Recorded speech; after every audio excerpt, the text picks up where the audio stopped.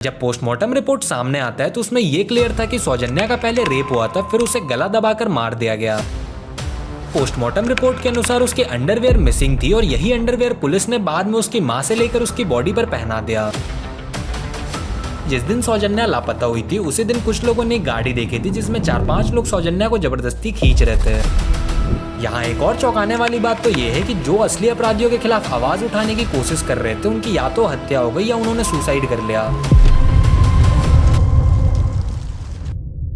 9 अक्टूबर 2012 को कर्नाटका के धर्मस्थला में कुछ ऐसा होता है जो हमारे देश के लॉ एंड ऑर्डर पे आज तक एक धब्बा है। धर्मस्थला के पास एक छोटे से गांव में अपने माँ बाप के साथ रहने वाली सौजन्या पास की श्री धर्मस्थला मंजुनाथेश्वरा कॉलेज में अपनी डिग्री कर रही थी। 9 नवंबर 2012 को सौजन्या रोज की तरह कॉलेज जाती है और उसके घर वाले हमेशा की तरह अपने काम में लग जाते हैं। अब लेकिन उन्हें यहाँ ये नहीं पता था कि उनकी बेटी अब कभी भी वापस नहीं आएगी। दोपहर के लगभग 4:30 बजे वो अपने कॉलेज से निकल के अपने घर की ओर जाने लगती है, लेकिन जब वो अपने रेगुलर टाइम पे घर नहीं पहुंचती है तो उसके घर वाले ये सोचते हैं कि सौजन्या किसी दोस्त के घर रुक गई होगी और थोड़ी देर में वापस आ जाएगी। पर जैसे जैसे टाइम बीतता है उसके घर वाले टेंशन में आके उसे ढूंढने लगते हैं। धीरे धीरे ये बात पूरे गांव को पता चल जाती है कि सौजन्या अभी तक घर नहीं आई है और वो सब मिलकर उसे ढूंढने लगते हैं, लेकिन उन्हें सौजन्या कहीं नहीं मिलती। अगले दिन यानी 10 अक्टूबर 2012 को उसके घर से कुछ दूर एक झाड़ी में लोगों को सौजन्या की बॉडी मिलती है। उसकी डेड बॉडी मिट्टी से सनी होती है, उसके कपड़े पूरी तरह से फटे होते हैं और उसके पूरे चेहरे पे निशान होता है। अब जिन्हें ये बॉडी मिली थी वो तुरंत पुलिस को बुलाते हैं और पुलिस उस बॉडी को पोस्टमार्टम के लिए भेज देते हैं। जब पोस्टमार्टम रिपोर्ट सामने आता है तो उसमें ये क्लियर था कि सौजन्या का पहले रेप हुआ था, फिर उसे गला दबाकर मार दिया गया और फिर शुरू होता है इस केस का सबसे शर्मनाक इन्वेस्टिगेशन। जिस तरह पुलिस ने इस केस को हैंडल किया वो कई सवाल खड़े करता है। पहला, जब सौजन्या गायब हुई थी तब पुलिस ने मिसिंग कंप्लेंट लिखने से इनकार कर दिया था। दूसरा, जब लाश मिलती है तब पुलिस ने इमीडिएट फॉरेंसिक इन्वेस्टिगेशन नहीं किया। तीसरा, पोस्टमार्टम रिपोर्ट के अनुसार उसके अंडरवेयर मिसिंग थी और यही अंडरवेयर पुलिस ने बाद में उसकी मां से लेकर उसकी बॉडी पर पहना दिया।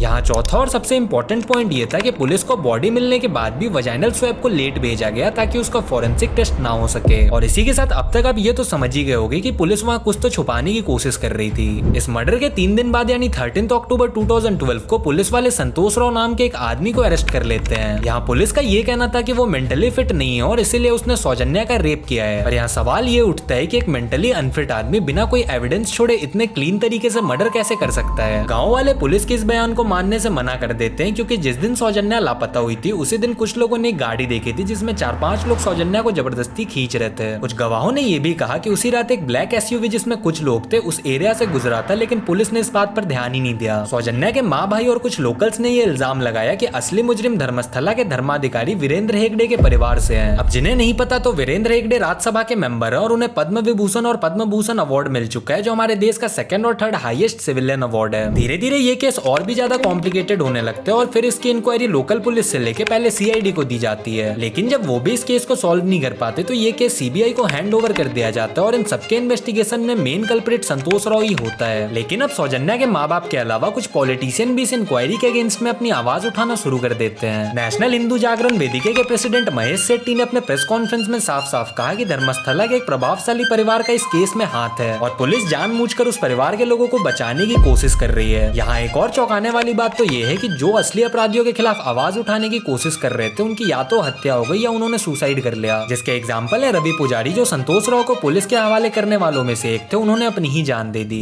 11 सालों तक इस केस पे इंक्वायरी चलती रही और फाइनली 16 जून 2023 को सीबीआई कोर्ट का जजमेंट आता है। इस जजमेंट में 6 की पॉइंट थे। पहला, संतोष राव का इस केस से कोई लेना देना नहीं था। दूसरा, पुलिस ने जानबूझकर सबूतों को बर्बाद किया और सही से इन्वेस्टिगेशन नहीं किया। तीसरा, पोस्टमार्टम के दौरान वजाइनल स्वैब को जानबूझकर लेट भेजा गया जिससे वो खराब हो जाए और डीएनए टेस्ट ना हो पाए। चौथा, सौजन्या के माँ बाप जो असली अपराधियों के नाम बता रहे थे उनके बिल्कुल भी नहीं सुनी गई। पांचवा, सीबीआई कोर्ट ने पुलिस ऑफिसर के खिलाफ भी इंक्वायरी का आदेश दिया और लास्टली संतोष राव को झूठी गिरफ्तारी के लिए कंपनसेशन देने की बात कही गई। आज सौजन्या के मरने के 13 सालों के बाद भी उसे इंसाफ नहीं मिला और आज भी उसकी माँ अपनी बेटी को जस्टिस दिलाने के लिए प्रोटेस्ट कर रही है। लेकिन यह सबसे बड़ा सवाल तो ये उठता है कि इस केस के जो असली गुनहगार हैं क्या कभी उन्हें सजा मिलेगी। आज के टाइम पे इस केस के बारे में बात करना भी एक क्राइम बन चुका है। समीर एमडी नाम के एक यूट्यूबर ने जब इस केस को लेकर एक वीडियो बनाया तो उसे जेल भेज दिया गया, जो हमारे लॉ एंड ऑर्डर के इस वार्निंग को दिखाता है कि जो भी सच बोलने की कोशिश करेगा उसका मुंह बंद कर दिया जाएगा। और साथ ही ये सवाल है कि आखिर कब तक एक माँ अपनी बेटी के लिए इंसाफ मांगती रहेगी, कब तक सिस्टम ऐसे ही पावरफुल लोगों के इशारों पे नाचता रहेगा और सबसे बड़ा सवाल क्या सौजन्या को कभी इंसाफ मिल पाएगा।